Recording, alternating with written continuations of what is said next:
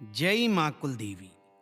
हर कुल की एक देवी होती है जो पीढ़ियों से हमारी रक्षा करती है, जो हमारे अनजाने संकटों को दूर कर देती है। वो माँ किसी मंदिर में नहीं, हमारे घर आंगन में विराजती है। आज का ये स्तोत्र सिर्फ शब्द नहीं, ये है एक आभार, एक आवाहन और एक अनुरोध हमारी कुलदेवी से।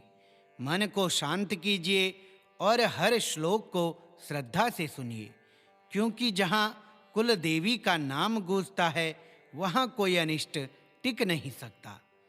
श्री कुलदेवी स्तोत्रम ध्यानम।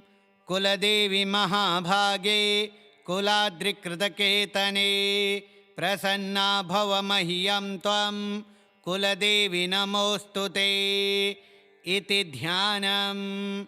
ओम नमस्ते श्री कुलदेवी कुलाराध्या कुलेश्वरी कुल संरक्षणी माता कौलिक ज्ञान प्रकाशिनी वंदे श्री कुल पूज्या कुलांबा कुल रक्षिणी वेद माता जगन्माता लोक माता हितैषिणी आदिशक्ति समुद्भूता त्वया हि संपूर्ण जगत् विश्ववन्द्या महाघोरां त्राहि मां शरणागतं त्रैलोक्यहृदयं शोभे देवी त्वं परमेश्वरी भक्तानुग्रहकारिणी त्वं कुलदेवी नमोस्तुते महादेव प्रियंकरी बालानां हितकारिणी कुलवृद्धिकरी माता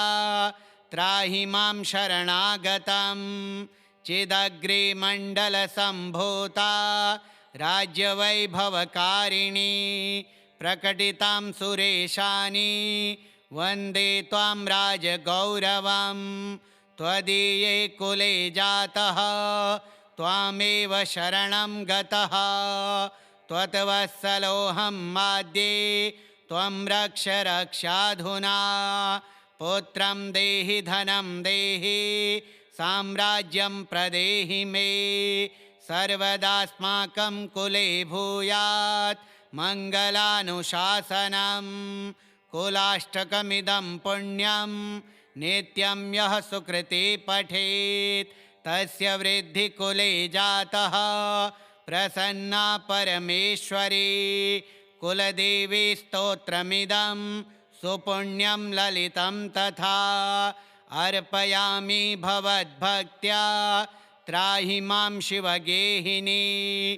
ओम नमस्ते श्री कुलदेवी कुलाराध्या कुलेश्वरी कुल संरक्षणी माता कौलिक ज्ञान प्रकाशिनी वंदे श्री कुल पूज्या कुलांबा कुल रक्षिणी वेद माता जगन्माता लोक माता हितैषिणी आदिशक्ति समुद्भूता त्वया हि संपूर्ण जगत् विश्ववन्द्या महाघोरां त्राहि मां शरणागतं त्रैलोक्यहृदयं शोभे देवी त्वं परमेश्वरी भक्तानुग्रहकारिणी त्वं कुलदेवी नमोस्तुते महादेव प्रियंकरी बालानां हितकारिणी कुलवृद्धिकरी माता त्राहि मां शरणागतं चिदग्रिमण्डलसम्भूता राज्यवैभवकारिणी प्रकटितां सुरेशानि वन्दे त्वां राजगौरवं त्वदीये कुले जातः त्वामेव शरणं गतः त्वत्वत्सलोऽहं माद्ये त्वं रक्ष रक्षाधुना पुत्रं देहि धनं देहि साम्राज्यं प्रदेहि मे सर्वदास्माकं कुले भूयात् मङ्गलानुशासनं कुलाष्टकमिदं पुण्यं नित्यं यः सुकृते पठेत् तस्य वृद्धि कुले जातः प्रसन्ना परमेश्वरी कुलदेवी स्तोत्रमिदं सुपुण्यं ललितं तथा अर्पयामि भवद्भक्त्या त्राहि मां शिवगेहिनी। ॐ नमस्ते श्रीकुलदेवी कुलाराध्या कुलेश्वरी कुलसंरक्षणी माता कौलिकज्ञानप्रकाशिनी। वन्दे श्रीकुलपूज्या कुलाम्बा कुलरक्षिणी वेदमाता जगन्माता लोकमाता हितैषिणी। आदिशक्तिसमुद्भूता त्वया हि सम्पूर्णजगत् विश्ववन्द्यां महाघोरां त्राहि मां शरणागतं। त्रैलोक्यहृदयं शोभे देवी त्वं परमेश्वरी भक्तानुग्रहकारिणी त्वं कुलदेवी नमोऽस्तु ते। महादेवप्रियङ्करी बालानां हितकारिणी कुलवृद्धिकरी माता त्राहि मां शरणागतं। चिदग्रिमण्डलसम्भूता राज्यवैभवकारिणी प्रकटितां सुरेशानि वन्दे त्वां राजगौरवं। त्वदीये कुले जातः त्वामेव शरणं गतः त्वत्वत्सलोऽहं माद्ये त्वं रक्ष रक्षाधुना। पुत्रं देहि धनं देहि साम्राज्यं प्रदेहि मे सर्वदास्माकं कुले भूयात् मङ्गलानुशासनं। कुलाष्टकमिदं पुण्यं नित्यं यः सुकृते पठेत् तस्य वृद्धिकुले जातः प्रसन्ना परमेश्वरी कुलदेवी स्तोत्रमिदं सुपुण्यं ललितं तथा अर्पयामि भवद्भक्त्या त्राहि मां शिवगेहिनी। ॐ नमस्ते श्रीकुलदेवी कुलाराध्या कुलेश्वरी कुलसंरक्षणी माता कौलिकज्ञानप्रकाशिनी। वन्दे श्रीकुलपूज्या कुलाम्बा कुलरक्षिणी वेदमाता जगन्माता लोकमाता हितैषिणी। आदिशक्तिसमुद्भूता त्वया हि सम्पूर्णजगत् विश्ववन्द्यां महाघोरां त्राहि मां शरणागतं। त्रैलोक्यहृदयं शोभे देवी त्वं परमेश्वरी भक्तानुग्रहकारिणी त्वं कुलदेवी नमोऽस्तु ते। महादेवप्रियङ्करी बालानां हितकारिणी कुलवृद्धिकरी माता त्राहि मां शरणागतं। चिदग्रिमण्डलसम्भूता राज्यवैभवकारिणी प्रकटितां सुरेशानि वन्दे त्वां राजगौरवं। त्वदीये कुले जातः त्वामेव शरणं गतः त्वत्वत्सलोऽहं माद्ये त्वं रक्ष रक्षाधुना। पुत्रं देहि धनं देहि साम्राज्यं प्रदेहि मे सर्वदास्माकं कुले भूयात् मङ्गलानुशासनं। कुलाष्टकमिदं पुण्यं नित्यं यः सुकृते पठेत् तस्य वृद्धिकुले जातः प्रसन्ना परमेश्वरी कुलदेवी स्तोत्रमिदं सुपुण्यं ललितं तथा अर्पयामि भवद्भक्त्या त्राहि मां शिवगेहिनी। ॐ नमस्ते श्रीकुलदेवी कुलाराध्या कुलेश्वरी कुलसंरक्षणी माता कौलिकज्ञानप्रकाशिनी। वन्दे श्रीकुलपूज्या कुलाम्बा कुलरक्षिणी वेदमाता जगन्माता लोकमाता हितैषिणी। आदिशक्तिसमुद्भूता त्वया हि सम्पूर्णजगत् विश्ववन्द्यां महाघोरां त्राहि मां शरणागतं त्रैलोक्यहृदयं शोभे देवी त्वं परमेश्वरी भक्तानुग्रहकारिणी त्वं कुलदेवी नमोऽस्तु ते महादेवप्रियङ्करी बालानां हितकारिणी कुलवृद्धिकरी माता त्राहि मां शरणागतं चिदग्रिमण्डलसम्भूता राज्यवैभवकारिणी प्रकटितां सुरेशानि वन्दे त्वां राजगौरवं त्वदीये कुले जातः त्वामेव शरणं गतः त्वत्वत्सलोऽहं माद्ये त्वं रक्ष रक्षाधुना पुत्रं देहि धनं देहि साम्राज्यं प्रदेहि मे सर्वदास्माकं कुले भूयात् मङ्गलानुशासनं कुलाष्टकमिदं पुण्यं नित्यं यः सुकृते पठेत् तस्य वृद्धिकुले जातः प्रसन्ना परमेश्वरी कुलदेवी स्तोत्रमिदं सुपुण्यं ललितं तथा अर्पयामि भवद्भक्त्या त्राहि मां शिवगेहिनी।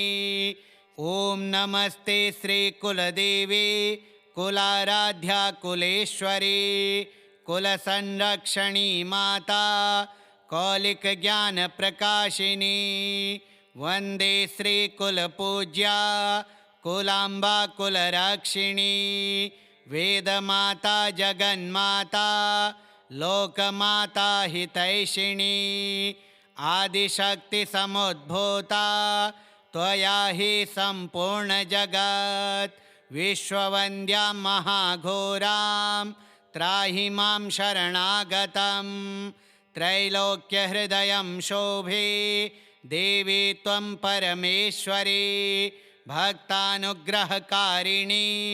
त्वं कुलदेवी नमोऽस्तु ते महादेवप्रियङ्करी बालानां हितकारिणी कुलवृद्धिकरी माता त्राहि मां शरणागतं चिदग्रिमण्डलसम्भूता राज्यवैभवकारिणी प्रकटितां सुरेशानि वन्दे त्वां राजगौरवं त्वदीये कुले जातः त्वामेव शरणं गतः त्वत्वत्सलोऽहं माद्ये त्वं रक्ष रक्षाधुना पुत्रं देहि धनं देहि साम्राज्यं प्रदेहि मे सर्वदास्माकं कुले भूयात् मङ्गलानुशासनं कुलाष्टकमिदं पुण्यं नित्यं यः सुकृते पठेत् तस्य वृद्धिकुले जातः प्रसन्ना परमेश्वरी कुलदेवी स्तोत्रमिदं सुपुण्यं ललितं तथा अर्पयामि भवद्भक्त्या त्राहि मां शिवगेहिनी।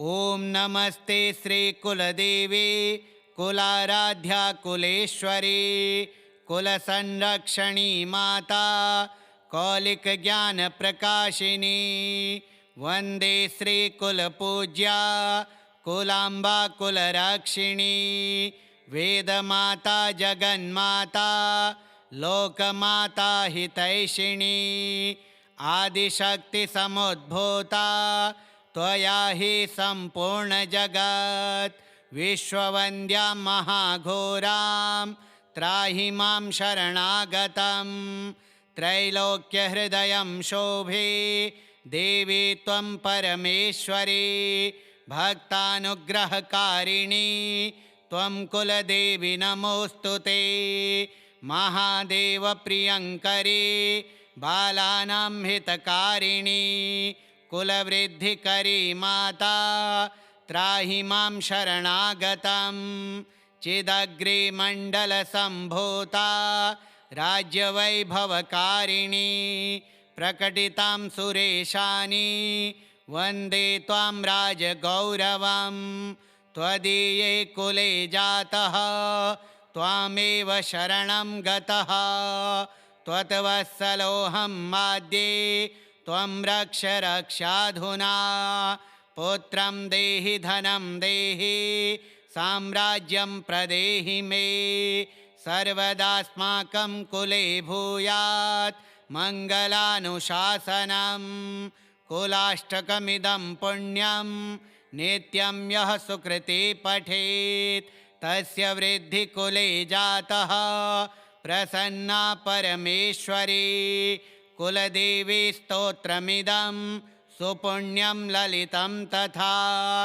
अर्पयामि भवद्भक्त्या त्राहि मां शिवगेहिनी। ॐ नमस्ते श्रीकुलदेवी कुलाराध्या कुलेश्वरी कुलसंरक्षणी माता कौलिकज्ञानप्रकाशिनी वन्दे श्रीकुलपूज्या कुलाम्बा कुलरक्षिणी वेदमाता जगन्माता लोकमाता हितैषिणी आदिशक्तिसमुद्भूता त्वया हि सम्पूर्णजगत् विश्ववन्द्यां महाघोरां त्राहि मां शरणागतं त्रैलोक्यहृदयं शोभे देवी त्वं परमेश्वरी भक्तानुग्रहकारिणी त्वं कुलदेवी नमोऽस्तु ते महादेवप्रियङ्करी बालानां हितकारिणी कुलवृद्धिकरी माता त्राहि मां शरणागतं चिदग्रिमण्डलसम्भूता राज्यवैभवकारिणी प्रकटितां सुरेशानि वन्दे त्वां राजगौरवं त्वदीये कुले जातः त्वामेव शरणं गतः त्वत्वत्सलोऽहं माद्ये त्वं रक्ष रक्षाधुना पुत्रं देहि धनं देहि साम्राज्यं प्रदेहि मे सर्वदास्माकं कुले भूयात् मङ्गलानुशासनं कुलाष्टकमिदं पुण्यं नित्यं यः सुकृते पठेत् तस्य वृद्धि कुले जातः प्रसन्ना परमेश्वरी कुलदेवी स्तोत्रमिदं सुपुण्यं ललितं तथा अर्पयामि भवद्भक्त्या त्राहि मां शिवगेहिनी।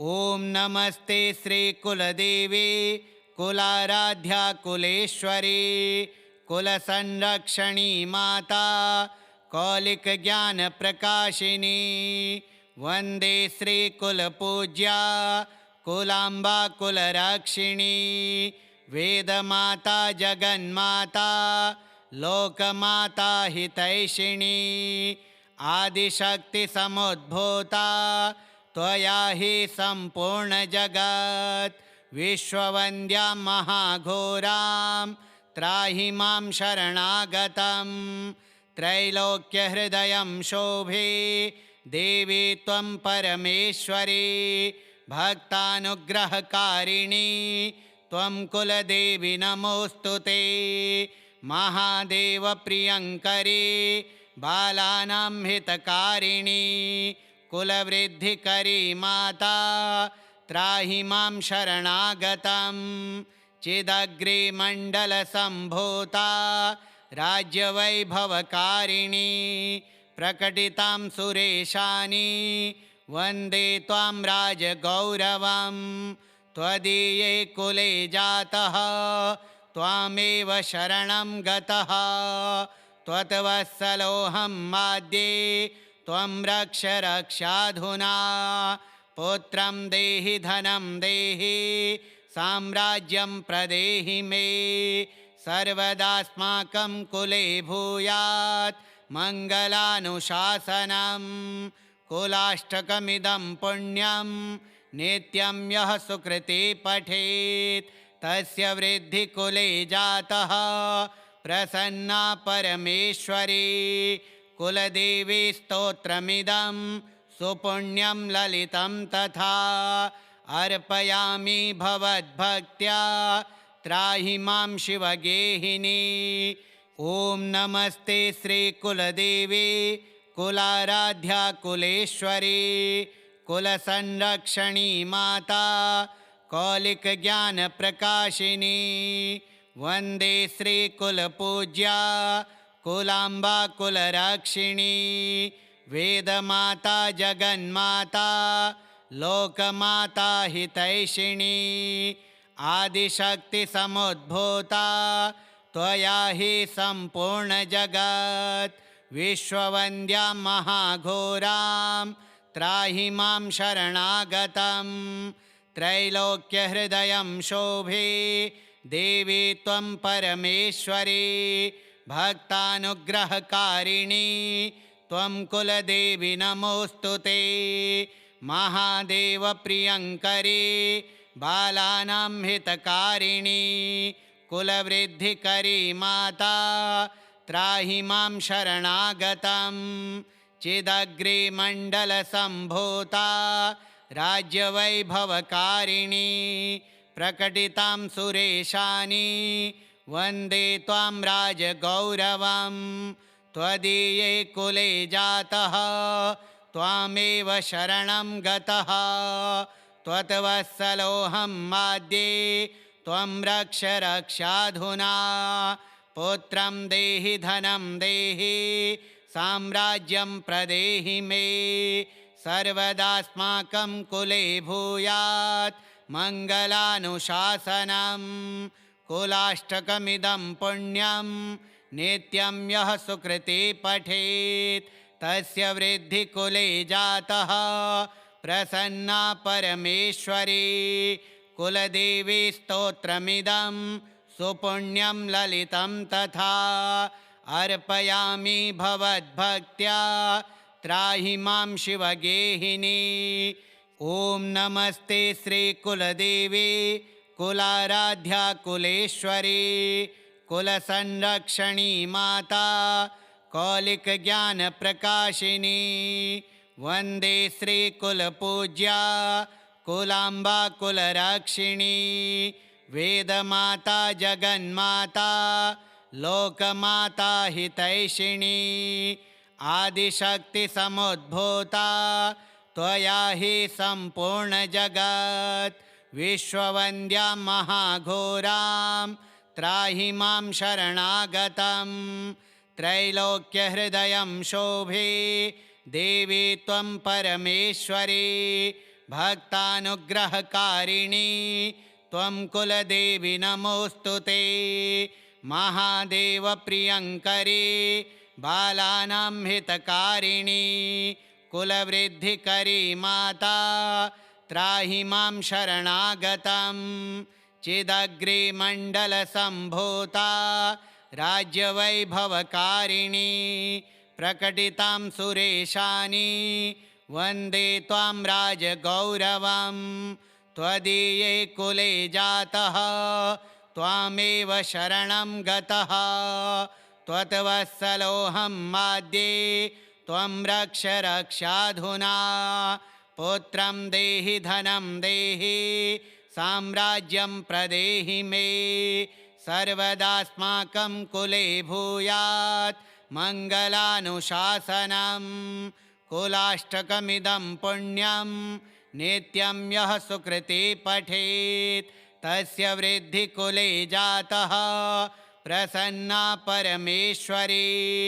कुलदेवी स्तोत्रमिदं सुपुण्यं ललितं तथा अर्पयामि भवद्भक्त्या त्राहि मां शिवगेहिनी।